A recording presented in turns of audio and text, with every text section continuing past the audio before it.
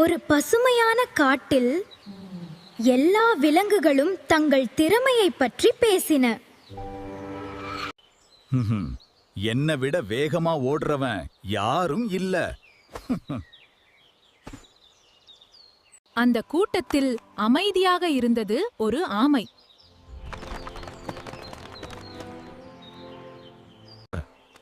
நான் மெதுவாதான் போவேன், ஆனா நிச்சயமா சென்று சேருவேன்.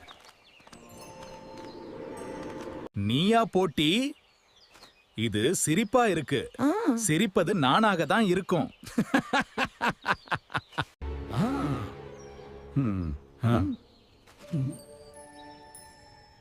நான் முயற்சி பண்ணுவேன். போட்டி ஆரம்பமானது. முயல் பறந்தது போல ஓடியது. ஒரு அடியும் முன்னேற்றம் தான்.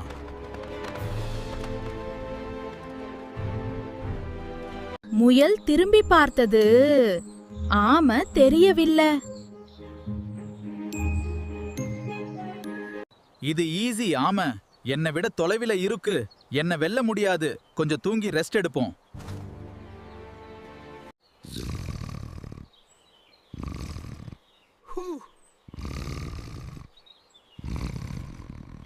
சூரியன் எரிந்தது, பாதை நீண்டது. ஆனாலும் ஆமை நிற்கவே இல்லை. என் மனசு மட்டும் நின்றுவிடக்கூடாது. அந்த நேரத்தில் ஒரு தெய்வ ஒளி தோன்றியது.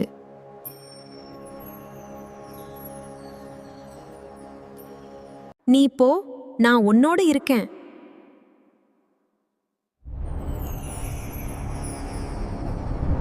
ஒரு புதிய சக்தி ஆமையின் உள்ளத்தில் எழுந்தது.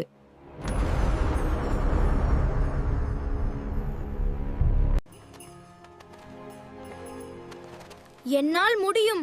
நான் முடிக்க வேண்டும். முயல் இன்னும் தூக்கத்தில். ஆனால் வெற்றி அருகில். இது எப்படி? ஆமை வென்று விட்டதே.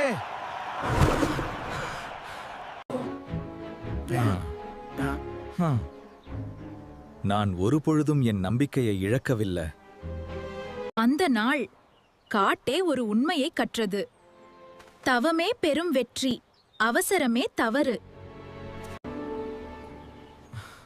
என் அகம்பாவம்தான் காரணம் என் தோல்விக்கு. பொறுமைதான் வெற்றி.